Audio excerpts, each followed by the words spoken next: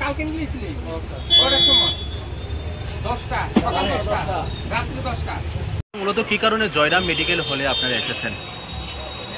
Actually গতকাল রাত্র 10টার সময় অনুপ দেববর্মা, বাবার নাম লেট রামচরণ দেববর্মা, ওকে পুলিশ ডিটেইন করেছিল যে ওর কাছে কিছু নেশা জাতীয় বা বিভিন্ন ধরনের ট্যাবলেট পাওয়া গেছে। তো ওকে ইন্টারোগেশন করার পর ও বলেছে যে এই 4টে স্টিক এটা অ্যালপ্রাজোলাম গ্রুপের ড্রাগ, যেটা অ্যান্টি অ্যাংজাইটি হিসেবে ইউজ করা হয়, বা এটা যদি ভার্সিকেশনের জন্য যাদের ঘুম হয় না বা অ্যাংজাইটি আছে, একটা প্রেসক্রিপশনের মাধ্যমে এই ওষুধগুলো বিক্রি করতে হয়।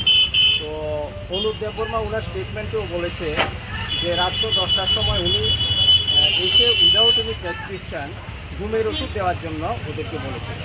তো ওনারা 4টা স্ট্রিপ, যেটার ওষুধের মূল্য পার স্ট্রিপ 26 টাকা করেছিল, এই ওষুধটা নাকি ওরা 40 রুপিস করে ওরা বিক্রি করেছে এবং ও কোনো ধরনের প্রেসক্রিপশান নিয়ে আসেনি। তখন ওষুধের দোকানদার 4টে অ্যালপ্রাজোলাম ঘুমের ওষুধ, যেটা অ্যান্টি অ্যাংজাইটি ড্রাগ, যেটা ওটা ওনাকে সার্ভ করেছিল। তো আমরা পুলিশের সহযোগিতা আমরা আবার ওষুধের দোকানে আসলাম, এসে বিভিন্ন ওনার স্টক দেখলাম। যে এই ওষুধটা এখন আপাতত ওনাদের স্টকে আমরা খুঁজে পাইনি এবং মালিক বলছে যে এই ওষুধটা উনি সার্ভ করেন। আর পাশাপাশি উনি একটা প্রেসক্রিপশান দিয়েছে যে ছেলেটার থেকে ড্রাগসটা পাওয়া গেছে, ওই প্রেসক্রিপশানটাও আমরা কনসার্ন যেখান থেকে ইস্যু হয়েছে ওখানে আমরা পাঠিয়েছি অবনগর, কনফার্ম করার জন্য ওয়েদার এটা ওই রেজিস্ট্রেশন নাম্বারে ও ট্রিটমেন্ট করেছে কিনা।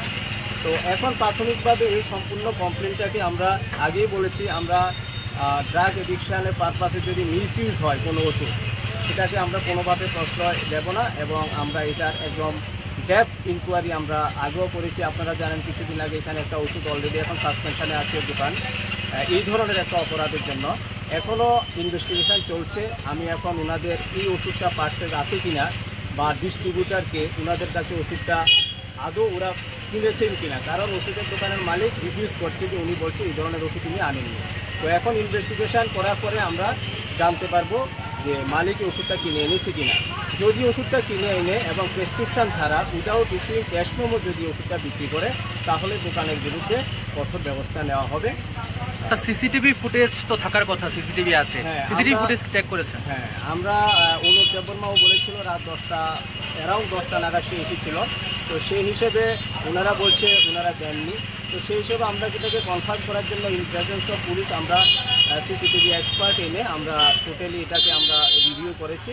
কিন্তু দেখা গেল যে 10টার সময় ওদের সিসি ক্যামেরাটা ওরা ক্লোজিং টাইম ওরা বন্ধ করে দিয়েছে এবং অনুপ দেববর্মা যার থেকে ওষুধগুলো পাওয়া গেছে ও বলতে চাইছে যে সে যখন ওষুধটা কিনতে এসেছিল তখন সিসি ক্যামেরাটা বন্ধ করা ছিল। তো আমরা সিসি ক্যামেরাতে এই ধরনের কোনো কিছু আমরা ডিটেক্ট করতে পারিনি। আপনারা জানেন আমাদের অ্যাকচুয়ালি আমরা প্রত্যেকটা ওষুধের দোকানে এই যে নেশা এডিকশানের জন্য যাতে ওষুধের মিসইউজ না হয়, পুরো খোয়াই ডিস্ট্রিক্টে আমরা খুব স্ট্রিক্টলি মনিটরিং করি।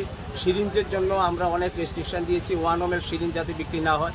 এখন দেখা গেছে 2 ml এর সিরিঞ্জগুলো নেশার জন্য ইউজ করছে, 1 ml যখন পাচ্ছে না 2 ml সিরিঞ্জ দোকানে একদম ইনস্ট্রাকশন দিয়েছে যে প্রত্যেক দিন 2 ml সিরিঞ্জ 1 ml সিরিঞ্জ কতটা বিক্রি হচ্ছে, কার কাছে বিক্রি হচ্ছে, সমস্ত হিসাব বিকাশ আমাদের কাছে ওরা পাঠিয়ে দিচ্ছে।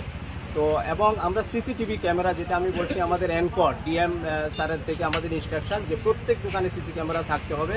তো সেই হিসেবে আমরা 100% সিসি ক্যামেরা খোয়াই ডিস্ট্রিক্টে প্রত্যেকটা দোকানে আমরা ইনস্টল করতে পেরেছি, শুধুমাত্র এটা মনিটরিং করার জন্য এই ধরনের যে ইনস্ট্যান্সগুলো হচ্ছে এগুলো যাতে প্রুভ করা যায় বা কোনো ড্রাগ যারা নেয় ওদের কাছে অবৈধভাবে বিক্রি করা যাতে না হয়।